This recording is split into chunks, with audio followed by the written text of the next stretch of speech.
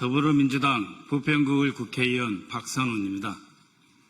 오늘은 김민석 국무총리 후보자 인사청문회 특별위원회의 위원 자격으로 이 자리에 섰습니다.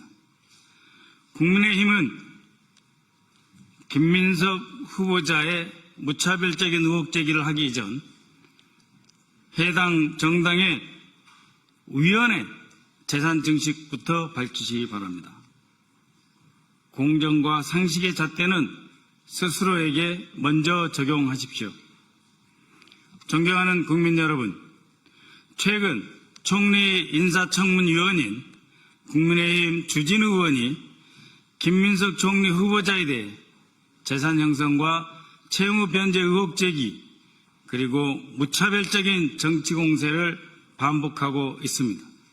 마치 자신은 아무런 죄가 없는 양, 아무런 흠결이 없는 양, 도덕적 우위 이를 자처하며 심판의 칼날을 휘두르는 듯 합니다. 그러나 정작 주진희 의원 본인 자신의 재산 형성과 사인 간의 채무 등에 대한 의혹은 해소되지 않고 있습니다. 오늘 이 자리를 통해 몇 가지 점을 분명히 지적하고자 합니다. 2024년 4월 26일 기준 공직자 재산 신고상 주진우 의원 본인 재산은 엄청납니다. 본인과 가족 명의로 신고된 재산 액수가 무려 총 70여 원에 해당합니다. 자그마치 김민석 후보자의 35배, 3,500%에 해당하는 어마어마한 액수입니다. 이 중 부동산은 약 40억 원, 예금과 현금, 주식 등 동산이 물경 31억 원, 차량이 1억 원 등입니다. 20년 가까이 공직에만 있었다는 사람이 도대체 검사 월급이 얼마나 된다고 생활비 다 쓰고 남으면 뭘 저금할 게 있다고 70억 원의 재산을 모을 수 있습니까? 김민석 후보자 가족 전체 재산은 약 2억 원인데 주진우 의원 가족 재산은 작년 7개월 동안 단 7개월 동안 2억 4천만 원이 늘었습니다. 김민석 후보자 가족 재산 전부인 2억 원의 120%에 해당하는 돈을 단 7개월 만에 불린 것입니다. 2025년 3월 등록된 공직자 재산 신고액을 기준으로 본인 예금은 5억 5천만 원, 배우자 예금 6억 6천만 원, 장남 예금은 1년에 4천만 원이 늘어서 자그마치 7억 8천만 원에 해당합니다.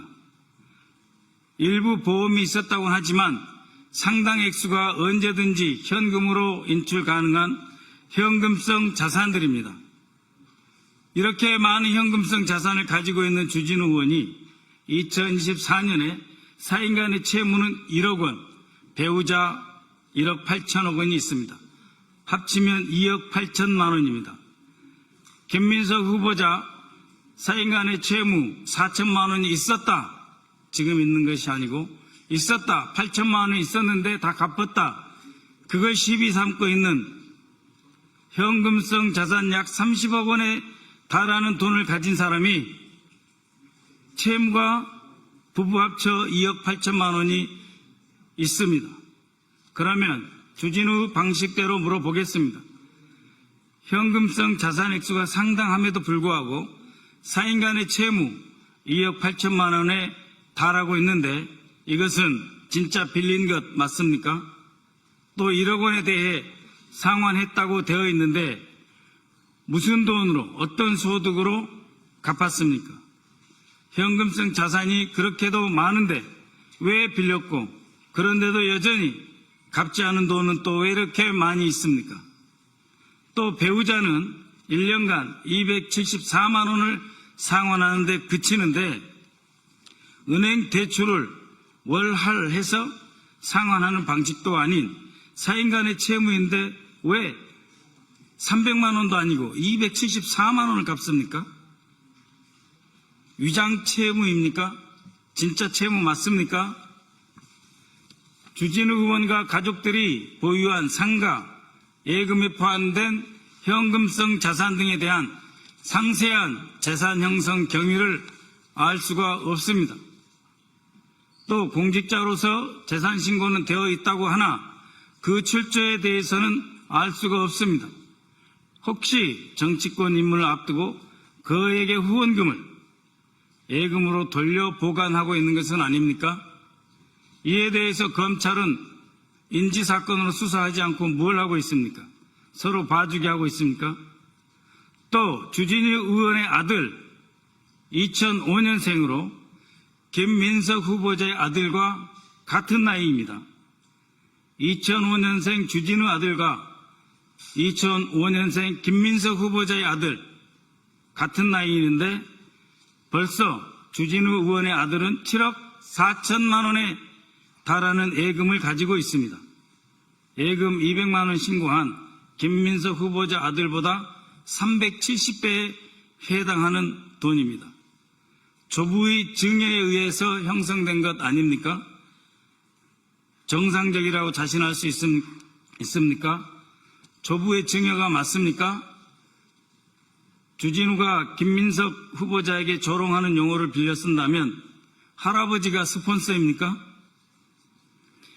김민석 후보자는 모든 재산 증식을 세무신고 등 합법적 절차에 따라 진행했으며 그 내역도 제출하고 있습니다.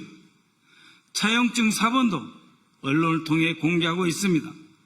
그렇다면 주진우 의원도 본인의 재산 증식 과정과 사인 간의 채무 그리고 그 차용금에 대한 차용증을 국민 앞에 낱낱이 공개할 의사가 있습니까?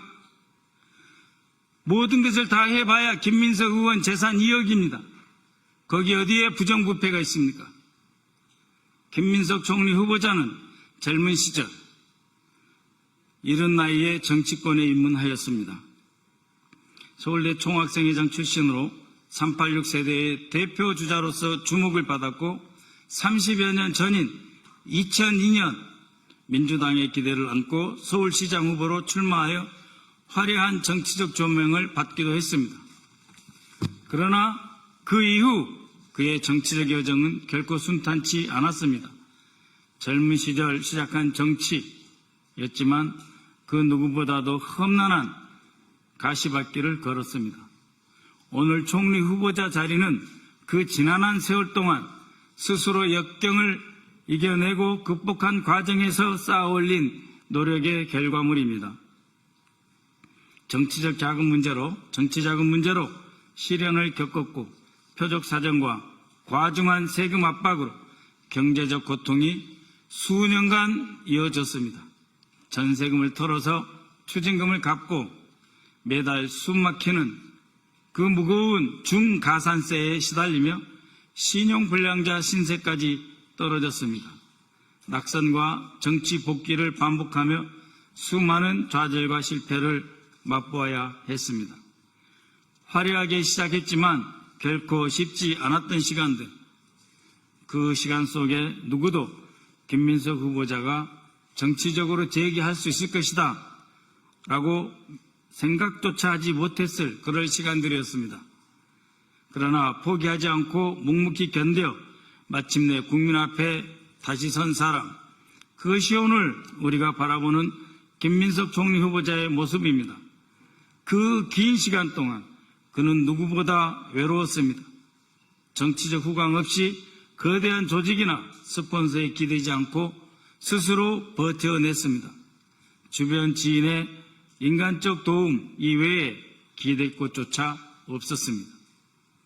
정치적 미래가 불투명한 시기에도 끝까지 책임을 회피하지 않고 모든 추징금과 세금을 완납하며 자신과 가족을 지키기 위해 싸워온 사람입니다.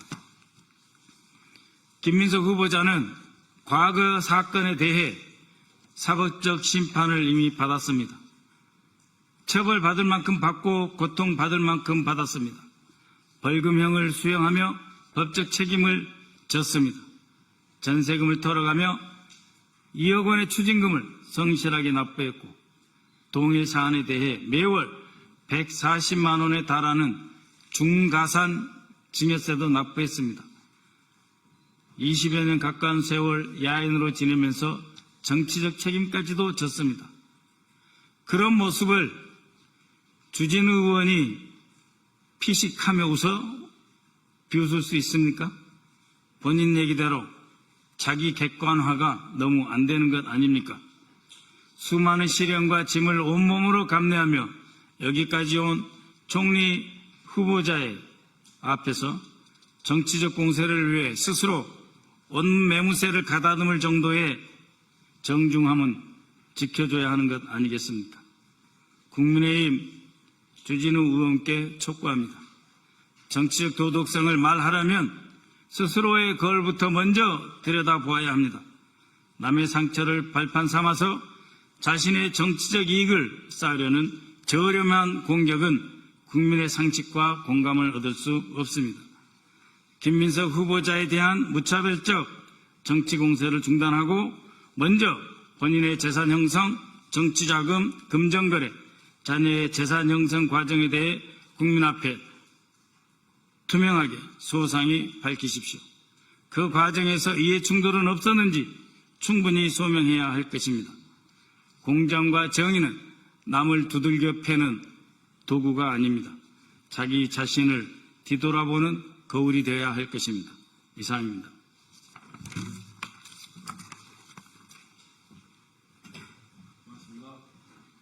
자, 그러면 지금부터 잠시만 주목해 주시기 바랍니다. 제가 구독자분들을 위해서 선물 하나를 준비했는데요. 제가 항상 여러분들께 드리는 말씀이 있습니다. 뉴스만 평소에 잘 챙겨보셔도 돈이 되고 돈을 벌 수 있다라고 말씀을 드렸는데요. 여러분들은 여기 보시는 삼성전자 뉴스를 보고 어떤 생각이 드세요? 아니면 정치인들의 뉴스, 날씨 뉴스를 보고는 어떤 생각이 드시나요? 그냥 뉴스만 보고 끝내는지 아니면 이 뉴스를 어떻게 이용할 수 있는지 이 부분을 고민하고 계시는지를 되물어보고 싶습니다. 그 이유가 뭐냐 하면 제가 지난번에 여러분들께 뭐라고 말씀을 드렸었죠? 지금은 반도체 섹터를 눈여겨보셔야 한다고 말씀드렸습니다. 그리고 나서 이런 썸네일들 뉴스를 통해서 많이 보셨을 겁니다. 반도체 내용이 이슈가 됐을 때 부자들은 어떻게 생각한다? 반도체 관련주들은 뭐가 있는지, 어떤 종목이 가장 좋은지, 어디에 투자해야 돈이 몰리는지 자연스럽게 생각한다고 제가 말씀을 드렸죠. 그 이유가 뭐냐 하면 부자들이 봤을 때는 이슈가 곧 돈으로 이어지고 그 이슈가 나에게 돈을 벌어준다는 경험적 확신이 있기 때문에 부자들은 항상 이런 사회적 이슈를 관심있게 챙겨본다고 제가 말씀을 드렸습니다. 이번에도 마찬가지인데요. 제가 지난번에 시청자분들과 함께하는 주식으로 수익 내기 이벤트를 진행했었죠. 당연히 100% 무료로 진행을 했었고요. 여기 보시면 아시겠지만 제가 지난번에도 구독이라고 보내주신 모든 시청자분들께 반도체 관련주 중에 가장 크게 급등할 딱 한 종목, 많은 종목도 아니라 한미반도체 한 종목을 여러분들께 추천드렸어요. 그러면서 여기 나와 있는 대로 정확히 얼마에 매수해야 하는지 그리고 수익률이 어느 정도 나왔을 때 팔아야 하는지를 이런 부분들까지 여러분들에게 정확히 알려드렸었는데 지금 실제로 어떻게 되었다? 오른쪽을 보시면 아시겠지만 제가 지난번 문자 발송으로 이 한미 반도체를 소개해드리고 나서 실제로 이렇게 5배 이상 어마무시한 상승이 나왔습니다. 100만 원만 투자를 했어도 무려 500만 원이 넘는 수익금이 생긴 거죠. 그래서 당시에도 굉장히 많은 분들이 제가 드린 이 한미 반도체로 수익을 내실 수가 있으셨을 텐데요. 다시 한번 축하드린다고 말씀을 드리겠고 이번에도 마찬가지입니다. 앞으로도 2024년, 2025년 계속해서 기대해볼 섹터는 AI입니다. 그 중에서도 AI 반도체는 그 누구도 부정할 수 없는 미래성장 산업입니다. 그러면 우리가 어떻게 생각해 볼 수 있을까요?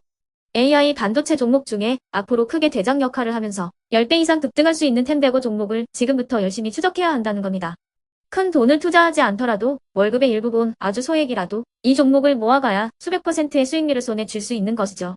지금 여러분이 보고 계시는 이 유튜브 또한 AI 반도체와 아주 밀접한 연관이 있고 반도체야말로 대한민국의 핵심 산업으로 앞으로 더더욱 시장은 성장할 수밖에 없습니다. 그렇기 때문에 제가 이번에도 뭘 보내드리고 있냐면 지난번과 똑같이 구독이라는 문자를 보내주시면 제가 AI 반도체 관련주 중에 앞으로 대장주 역할을 하면서 주가가 가장 크게 급등할 한 종목을 여러분들께 문자 발송으로 종목명과 사고 파는 시점을 모두 알려드릴 건데요. 그 문자를 받고 여러분들이 주식으로 돈 버는 연습을 한번 해보셨으면 좋겠고요. 혹시라도 나는 주식을 하지 않는다 하시는 분들은 주변에 주식하시는 지인분들에게 말씀을 해주셔도 되고요. 아니면 연세가 있으셔서 투자가 어렵다 하시는 분들은 이 종목을 자녀분들에게 한번 사봐라. 이걸로 한번 수익을 내봐라. 이렇게 조언을 해주실 수도 있는 거겠죠. 그래서 지금 이 영상을 보시는 시청자분들 중에 나도 이번 종목이 좀 궁금하다. 하시는 분들은요. 누구나 상관없이 그리고 어느 시간대나 상관없이 부담 없이 010-2514-5930번으로 구독이라는 문자 보내주시면 제가 이번에도 똑같이 무료 추천 급등주 문자를 보내드리겠습니다. 이해되시겠죠? 제 번호 010-2514-5930번으로 구독이라는 문자 보내주시면 여러분들이 직접 이슈를 통해서 돈 버는 연습을 해보실 수가 있는 거고 제가 돈을 받는 것도 아니고 투자를 대신해 드리는 것도 아니기 때문에 부담 없이 신청해 주시면 되는 겁니다. 그리고 수익이 나면 저는 다른 것은 하나도 바라지 않습니다. 제 채널에 구독, 좋아요 한 번씩만 눌러주시라 이렇게 다시 한번 말씀을 드리겠습니다.